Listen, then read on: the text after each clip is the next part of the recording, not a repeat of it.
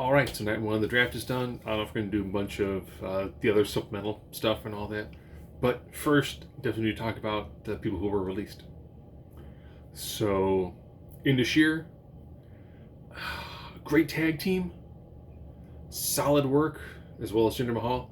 I would have loved to have seen, again, it's released in a theory book, take Indashir and Jinder Mahal, have them run roughshod on one show, have the Final Testament run roughshod on another show, and then do like a six-man brawl. Because let's be honest, Indashir versus Authors of Pain, just burly dudes beating each other. Let's be honest. I mean, the crowd would like it. Zion Quinn, great look. Pretty interesting, unique ring style. I don't think his. They did try to have him do the, like stylized guy in a suit sort of gimmick, but can still whoop somebody. It didn't really click with NXT, so it'd be hard to see how that work in the main roster. Plus, you also have someone who looks like he should be part of the bloodline. Just based upon the way that he looks, his presentation, his style. He also wore a similar sort of necklace and all that. It's like you would almost picture that he should join the bloodline, but that's not. He has no real connection to them in that sort of way. So okay. Could have morphed him at NXT. They really didn't. He did some basic main roster stuff, but someone looked at him and went, "Yeah, no, he's gone." Xia Li, really solid work in NXT. Then she came up as like the protector, and then she attacked people, and then she knocked people out with her kick. I don't think they knew what to do with her. I think a lot of those had the problem where Vince was like, I need fresh bodies on the main roster. And then they brought these fresh bodies. And then I was like, so what do we do with them? I don't know. But they're on the main roster now. Yeah, we'll figure something out. And they didn't figure anything out. And then they could, it's like, well, you've been on the main roster for a while. We didn't do anything with you. Yeah, because you didn't figure out what to do with me. Heartbreaking one, of course, being Cameron Grimes. His work from the Technical Savage in NXT to a guy who made his money, like shorting GameStop. The feud that he had with the $1 Million belt as well as LA Knight was fantastic. His run as North American champion was good. Really solid in the ring. I just think that it's difficult to take someone where they slowly built him up over time in NXT, drop him on the main roster and be like, haha, he's good in the ring. Okay. And then not do vignettes, promos, not build up, here's this guy who's good in the ring. Here's why you should care. Heartbreaking to see him go, but you know what? He'll bounce back fine. He did great work in TNA Impact, and they'll easily use him there too. So, to everyone who was let go, hopefully you get to find and do whatever you bounce back. If you still have the passion to do this, do it for the business, you'll do fine. And worst comes worst, you know what you do? You ask Jinder, like, well, what did you do? He can walk you through it. Or if you're cool with him, call Drew McIntyre and be like, hey, what did you do to get back with this? There's people out there who have been let go, who've been successful, rebuilt their name, and then come back. If you want to come back, I mean, the world is up to you now. So how about the draft? Mildly disappointed with night one of the draft. Neither show really changed that much. You see all the champions staying the same, which is fine. So we'll go through, the picks. First pick went to SmackDown, and they chose Bianca Belair.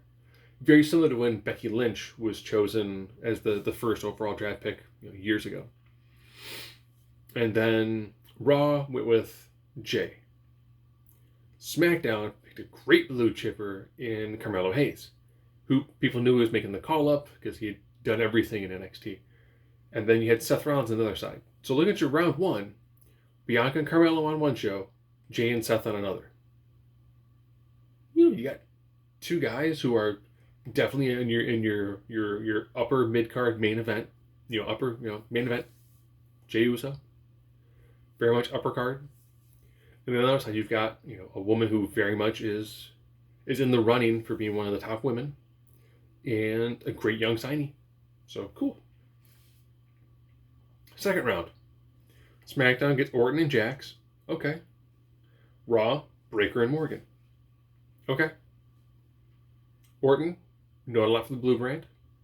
Recently, makes sense. Nia Jax has done all she really can do on Raw, so it makes sense to transition her over. Braun Breaker going from SmackDown to Raw. I'm glad he was signed to SmackDown. Now he's on Raw. Okay. That gives him a whole different group of people to wreck. Which, I mean, it's going to be good. Liv Morgan, still has things going on with the Raw Championship belt. Whether it's Becky Lynch or if Rhea Ripley stays there. You know, there's still more things for her to do on the show, so it makes sense. We're now into the third round. SmackDown gets LA Knight. Okay. And the Bloodline. Without Roman. Roman was, you know, involuntarily pulled, and he voluntarily was like, yeah, I'm not part of the draft. It's fine. There's the Brock Lesnar too. Might as well have Heyman pull the same thing with Roman. It's okay. Again, we're not changing the shows that much. Flip over to the Raw side. Ricochet and Sheamus. Okay. Still not really adjusting the shows that much. Now here we are. Last round. SmackDown gets AJ Styles.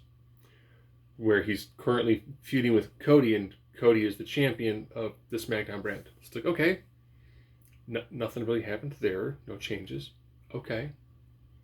Fine. You know? We don't always see massive changes all the place. I'm like, I'm cool with it. Okay. And Andrade. I'm like, you know, if they keep the LWO, Andrade and the LWO, keep Legado on there, that'd be really good. Andrade, solid in the ring. I do think that a feud with Andrade and Cody would be really good. You know, it could be a nice callback. Andrade AJ Styles, Andrade Orton, Andrade LA Knight. All those are really good, solid matches. Or Andrade Carmelo Hayes. That could be some sick, you know, now all of a sudden you're seeing a lot more emphasis on like just really great ring work, which is what SmackDown was known for back in the SmackDown 6 era. I'm like, okay. You know, nothing that really was a big shock. We knew Carmelo was making the call up because he'd done everything. Braun already made the call up anyways. Andrade going to SmackDown. Which basically means that we're probably going to see Charlotte on SmackDown as well, which, I mean, it's fine. And then, on Raw, they got Alpha Academy, where they've been doing lots of their stuff. And Kiana James. I like to work in NXT. She has a very easy, definable character. It's like, oh, she comes from money. She has like an accountant character. It's very easy to go like, oh, she has like a purse briefcase and glasses. Very studious. I feel like I should boo her. And it works pretty good. I'm like, okay. So, out of like your first round, that's kind of what I would say the big surprise one was Kiana James. Not throwing any shade or anything. I was like, oh, okay. You know, again, she had done everything she needed to do on NXT. You know, she had finished her feuds. I'm like, okay. I feel sorry for Izzy Dame, the person who was with her. I'm like, you know, I personally, I don't know if they're going to bring her up with Lizzie Dame. I didn't see the name associated with her, but like, you know, throwing Izzy Dame with her. Then all of a sudden you've got a studious person who is decent on the mic, easy to understand character, solid in the ring. Give her, you know, almost like a bodyguard sort of character. Okay. But the work that she was doing in NXT as kind of like a mean girl heel, they've got enough of them already. So, I mean, you know, it makes sense to transition her up to the main roster. But with this being, you know, the first night at the draft, really no huge, like, oh, I can't believe so-and-so is back. It's like, no, a lot of it, just the shows kind of stayed the same with, you know, a few minor tweaks here and there. I feel that they're saving a lot of this, of course, for Raw. It would also be kind of cool, too, if NXT got to do something in the draft, too, but this is happening in between Spring Breakout Parts 1 and Part 2. Part 1 ended amazingly with Trick Williams winning, so maybe Ilya Dragunov makes his way on to SmackDown.